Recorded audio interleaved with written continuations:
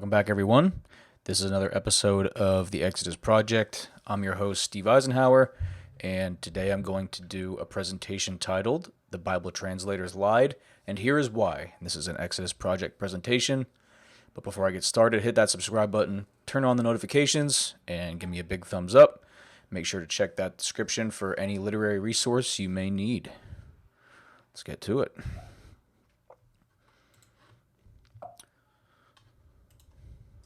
Okay, Psalm 22. So verse 14, they open wide their mouths at me like a ravening and roaring lion. Verse 16, this would be in a Christian Bible. For dogs encompass me, a company of evildoers encircle me. They have pierced my hands and my feet. 17, this would be in a Hebrew Bible. Same verse. For dogs surround me, they assemble. The assembly of the wicked encircles me. They seize my hands and my feet like a lion. And then we also see in verse 22, save me from the lion's mouth, for you have answered me from the horns of the wild oxen.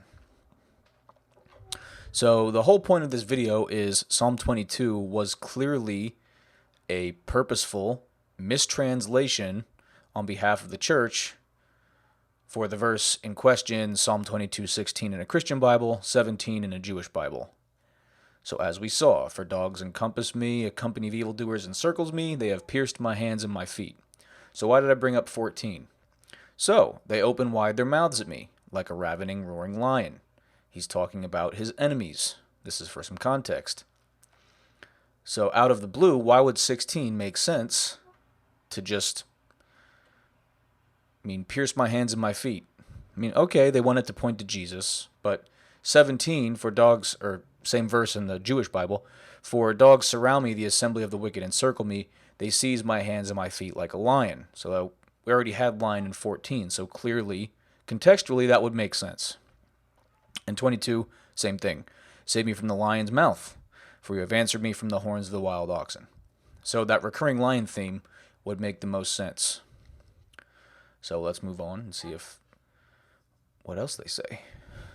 And this is really what I want to get at, is because the church will swear up and down, no, the word is ka'aru, which means to pierce. So clearly, in the Hebrew, it meant to pierce, and this is an allusion to Jesus. We have it in the Dead Sea Scrolls. Okay, so here's the Dead Sea Scrolls, and here are the two words. Here is the word in question there. So that is what they say is ka'aru. So this word does not even exist in the Hebrew language, biblical or modern. Also, we could simply just attribute this to scribal error. Why would I say that? Well, because the very next word, that yud, daled, yud, hey there, so this psalm is referring to David. He's talking about himself. So yud, daled, yud, hey means her hands. We know in the actual Hebrew it would just be yud, daled, yud. Yodi. Hands. My hands. This adds a feminine ending. So we could easily attribute that to scribal error, unless, of course, David is referring to himself as a woman. So yeah, like I said, the word ka'aru does not even exist in Hebrew, in the Hebrew language, biblical or modern. So we also have a scribal error, very next word, so it's very possible that here, just a scribal error. But in case that doesn't prove the point, let's look at this. So just to be sure, I searched the word in not only a modern Hebrew translator, but also in the biblical Tanakh app, just to see if it showed up anywhere. So ka'aru, all the Hebrew could translate it as is a proper name. Nothing came up, absolutely nothing besides that would be a just basically sounding it out. Charo. That's all it could give me. And also in the Tanakh app, you can search any Hebrew word. It found absolutely no instances in the Bible. So biblical Hebrew means it would have to be in the Bible, not there. But karu, which is the word they're proposing it is, that aleph. So Hebrew is a word of roots. We don't have to get into all that. But karu is in fact a word, but ka'aru is not. So karu means to dig, to mine, to cut down. Lakarot. Yeah. 4 instances of karu in the Bible. Jeremiah chapter 18, Psalms 57, Psalms 119. So there we openly have instances of this word in Hebrew and biblical and modern Hebrew, but no ka'aru doesn't exist. Now I search ka'ari, which is what the Hebrew Bible translates it as, like a lion, right? So not to pierce, as they would say, ka'aru, but rather ka'ari, like a lion. And here you can see it also translates that as a proper noun, but it does give, it removes the prefix, because we know that aleph, the aleph, resh, yud, that's the root there. So the chuf, we know that's a prefix, meaning like, or as. So as we can see, when we just look at the root, lion, it's all over the place. Aryeh, Ari.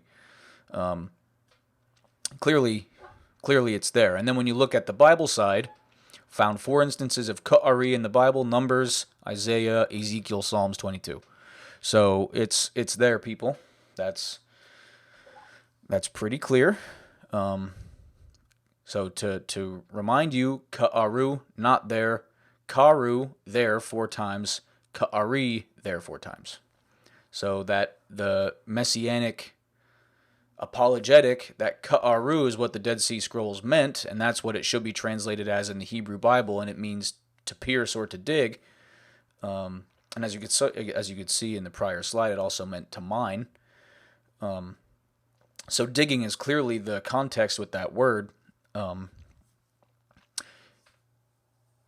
And the other 2 verses in Psalm 22 that openly reference a lion, clearly ka'ari is correct. Ka'aru doesn't exist, and karu isn't even what they're trying to say it is. So let's move forward. So other lion psalms. In Psalm 7:3 it says, "Lest like a lion, they, the persecutors, tear my soul, rending it in pieces, while there is none to save." 10:9, "He, the wicked man, lies in wait secretly like a lion in his den. He lies in wait to catch the poor. He catches the poor when he draws him into his net." Once again, we have David referring to evildoers, enemies, wicked people as lions. 17:12, "He is like a lion that is greedy for its prey, and he like a young lion lurking in secret places." 35:17, "Look, Lord, how long wilt thou look on? Rescue my soul from their destructions, my darlings from the lions." 57:4, "My soul is among lions, and I lie even among them that are set on fire, even the sons of men whose teeth are spears and arrows, and their tongue a sharp sword." 58:6, "Break their teeth, O God, in their mouth. Break out the great teeth of the young lions, O Lord."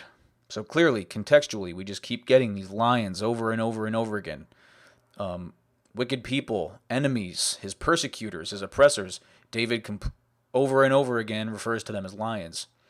So it's very clear here that contextually, this is what he's expressing. So therefore, contextually, weighed against the Psalms as a whole, the theme of enemies metaphorized as lions recurs, and the Christian translation fails when scrutinized. So going to be a short one today, guys, but it doesn't get that much clearer. As we could see, the Christian translation, the prophetic translation of "pierce my hands and my feet," doesn't hold up. The idea that the Dead Sea Scrolls are right doesn't necessarily hold up when the very next word is written in the feminine when it's a masculine narrator. The word ka'aru does not exist in biblical or modern Hebrew. Ka'ari and karu both do. And as we saw, the Psalms are, riddled with references to the enemies of David being referred to as lions. So yeah, real quick, real easy, and right to the point. I hope this helps, guys. Like, follow, subscribe, turn on those notifications, and go down to the description for any literary resource you may need. This was the Exodus Project, guys. I'm your host, Steve Eisenhower. I'll catch you next time.